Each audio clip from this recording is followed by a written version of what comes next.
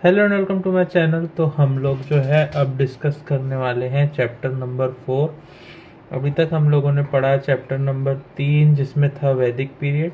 तो छोटा सा रिकैप ले लेते हैं वैदिक पीरियड का। वैदिक पीरियड में जो हम लोगों ने चीज़ें पढ़ी वो था अर्ली वैदिक लिटरेचर के बारे में। हमने देखा ऋग्वेदा जो है वो सबसे ओल्डेस्ट है, उसमें 10 मंडलास है। और उसके अलावा हमने पढ़ा था कि मंडला 1 जो है वो इंद्रा एंड अग्नि को डेडिकेटेड है। उसके बाद मंडला नंबर 10 जो है वो नदी स्तुति को डेडिकेटेड है। उसके बाद हम लोगों ने अर्ली वैदिक पीरियड के बारे में पढ़ा जो कि 1500 से 1200 बीसी तक था। उसमें हमने कुला हेडमैन के बारे में पढ़ा, सभा समिति के बारे में पढ़ा कि सभा और समिति का क्या इम्पोर्टेंस था। वो किंग से ऊपर थी, वहाँ पर सारे मेन डिसीजंस जो है वो वहीं पर लिए जाते थे। फिर उसके बाद हम लोगों ने जो है वो देखा कि उस समय फीमेल्स की कंडीशंस काफ़ी अच्छी थी अर्ली वैदिक पीरियड में। फिर हमने पढ़ा कि लेटर वैदिक पीरियड के बारे में जो 1200 से 600 बीसी के बीच में था। उसमें आर्यंस जो है वो इंटरनल पार्ट तक आ चुके थे, ये हम लोगों ने देखा। ये सब चीज़ें हमने पिछले वीडियो में देखी। और हमने देखा कि वैश्या जो है वो टैक्स पे करते थे किंग को। उसके बाद महिषी संग्रही ये सब चीज़ें पढ़ी। सूता पढ़ा हमने। इंडस्ट्रियल वर्क भी था, फॉरेन ट्रेड थी उस समय पर, ये भी हम लोगों ने देखा। और विष्णु जो है वो इम्पोर्टेंट गॉड थे उस टाइम पे, और शिवा जो है वो इमर्ज हुए थे। ये हम लोगों ने देखा सारी चीज़ें लेटर वैदिक पीरियड के टाइम पे। हमने देखा रेसेस, हंटिंग, गैम्बलिंग ये सारे स्पोर्ट्स भी उस समय पर हुआ करते थे। चाइल्ड मैरिज जो थी वो बहुत कॉमन थी। और लेटर वैदिक पीरियड में जाके जो है वुमेन्स की स्थिति थोड़ी सी खराब होनी चालू हो चुकी थी। री मैरिज भी उस समय पर परमिटेड नहीं थी। तो हम लोग जो है अब ये छोटा सा रिकैप करने के बाद अब बढ़ रहे हैं चैप्टर नंबर 5 के तरफ। और चैप्टर नंबर 5 जो है वो मेनली जैनिज़्म और बुद्धिज़्म के बारे में है। हमारा सोर्स जो है वो बुक, जो सोर्स बुक है वो है अनअकैडमी की एंशियंट हिस्ट्री की बुक। और हम लोग जो पढ़ रहे हैं वो पढ़ रहे हैं chapter number 5। Chapter number 5 ancient history short summary, इसके ऊपर हम लोग देखने वाले हैं। हमारा जो टॉपिक है वो है जैनिज़्म एंड बुद्धिज़्म। तो सबसे पहले हम लोग जो है जैनिज़्म के बारे में बात करते हैं। जैनिज़्म में 24 तीर्थंकर थे, जिनमें पहले जो थे वो ऋषभनाथ थे और महावीरा जो थे वो लास्ट थे सबसे। ठीक है, इनमें जिना एक टर्म्स होती है, उसका मतलब होता है कॉन्करर। तो जैनिज्म जो है वो जिना टर्म से आया है जिसका मतलब होता है कॉन्कर। तो उसके बाद हम लोग जो है अब महावीरा के बारे में बात करते हैं। महावीरा का जो टाइम पीरियड था वो था 540 बीसी से 468 बीसी। तो महावीरा का जो विलेज था जहाँ पर वो जन्मे थे उसका नाम था कुंदाग्रामा, जिसको वैशाली बोलते हैं। उनके पिताजी का नाम था सिद्धार्था। और वो क्लेन जहाँ जिस क्लेन के वो थे वो थी जनात्रिका क्लेन। उसके बाद उनकी मदर थी त्रिशाला, जो सिस्टर थी Chetaka, Trishala sister of Chetaka, whose daughter was wedded to बिम्बिसरा।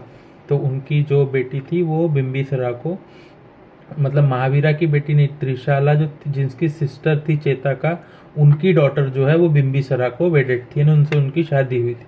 इनकी जो वाइफ थी उनका नाम था यशोदा। और उन्होंने घर अपना 30 साल की उम्र में छोड़ दिया था 12 साल के लिए। उसके बाद 42 साल में उनको जब वो 42 के थे तभी वो उनको सुप्रीम नॉलेज कैवल्य प्राप्त हुआ under the sal tree in 498 BC at Trimbigram on bank of Rijupalika Jharkhand. यहाँ पर उनको जो है वो सुप्रीम नॉलेज प्राप्त हुआ एट द एज ऑफ 42। 872 वो निर्वाणा को प्राप्त हुए, मतलब वो मर गए। एट पावापुरी नालंदा, यहाँ पर उनकी डेथ हुई। और महावीरा जो थे वो कंटेम्प्ररी थे बुद्धा के। तो हम लोगों ने महावीरा के बारे में थोड़ा सा सुन लिया। अब जो है हम लोग बात करते हैं जैनिज्म के बारे में। जैनिज्म जो है वो रिकॉग्नाइज करते हैं एग्जिस्टेंस ऑफ गॉड को, और उसके अलावा वो लोग सोल में भी बिलीव करते हैं। और वो मानते हैं कि to attain nirvana one must be free from all karmas. तो ये जैनिज्म के बारे में थी कुछ चीज़ें। उसके बाद मोनोलिथिक स्टैच्यूज हमको देखने मिले उस टाइम पे। Early cave temples like Indragiri and Chandragiri भी हमको उस टाइम पर देखने को मिले। उसके बाद इनमें एक सालेखाना करके एक चीज़ होती है जिसमें रिलीजियस फास्टिंग होता है जब तक वो मृत्यु को प्राप्त नहीं कर लेते, यानी रिलीजियस फास्टिंग टिल डेथ। और एक आश्रव करके टर्म है, उसका मतलब होता है इनफ्लो ऑफ कर्मास। तो हमने जैनिज्म के बारे में ये बेसिक चीज़ें जो है अब डिस्कस कर ली। अब हम लोग बात करते हैं बुद्धिज़्म के बारे में। बुद्धिज़्म का जो पीरियड था वो था 563 टू 483 BC। तो बुद्धिज़्म लेके आए थे मेनली गौतम बुद्ध। जो ये थे ये साक्या क्लेन के थे, लुम्बिनी में इंडो नेपाल बॉर्डर के पास। और ये सन थे शुद्धोधना एंड महामाया के।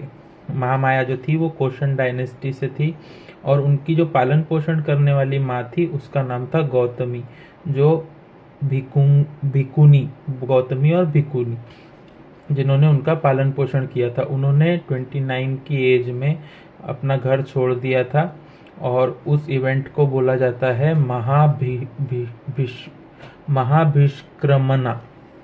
कुछ प्रोनाउंसिएशन थोड़ा सा एंशियंट हिस्ट्री के मेरे लिए डिफ़िकल्ट हैं, तो अगर आप उसको सर्च करके भी सही प्रोनाउंस कर सकते हैं तो दैट इज़ गुड, ठीक है। उन्होंने जो है 7 साल तक घूमा। उसके बाद 35 इयर्स की एज में उनको इनलाइटमेंट मिली उरुवेला के पास, अंडर द पीपल के पेड़ के नीचे, in the bank of Niranjana river के नीचे। बोधि ट्री बिकेम बोध गया। अच्छा, बिहार के पास फिर बोधि ट्री जो जहाँ पर उन्होंने इनलाइटमेंट प्राप्त की थी वो बोध गया के पास एक बोधि ट्री के नीचे था। उन्होंने achieve enlightenment after 49 days and granted. अच्छा, उनको 49 डेज आफ्टर 49 डेज उनको टाइटल ऑफ बुद्धा भी इनलाइटमेंट के बाद ही मिला। 49 डेज पास हो गए थे इनलाइटमेंट के। उसके बाद धर्म चक्र के बारे में भी था। धर्म चक्र भी बुद्धिज्म से ही रिलेटेड है। और सिंबल्स जो थे उस टाइम पे वो अवा क्रांति का था वाइट एलिमेंट, और जाति का था लोटस एंड बुल। महाभिनिष्क्रमणा का था हॉर्स, और निर्वाणा की जो थी वो बोधि ट्री जो था सिंबल था। धर्म चक्र का व्हील था और महापरिनिर्वाणा का था स्तूपा।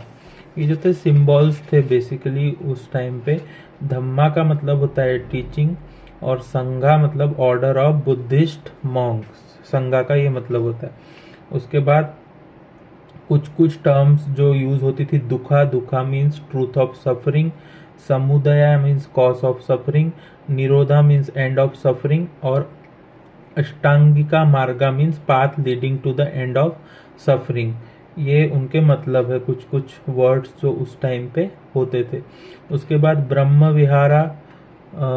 विहारा जो था उस karuna means others, sorrow responsive, maitri means sustaining kindness to all living being, upeksha means act create happiness, mudita means glad for others happiness. ये कुछ टर्म्स है, उनके मतलब जो है वो बुक में बताए गए हैं। बुद्धा जो है वो neither acknowledge nor denies the presence of God, यानी भगवान के होने ना होने पर वो कोई भी चीज़ में नहीं बिलीव करते थे, ना होने पर बिलीव करते थे ना होने पर बिलीव करते थे। और कर्मा का मतलब बताया गया है ओन एक्शन। और बुद्धिज्म जो है सोल डज नॉट एग्जिस्ट पे बिलीव करती थी, जबकि जैनिज्म जो है वो सोल एग्जिस्ट पर बिलीव करती थी।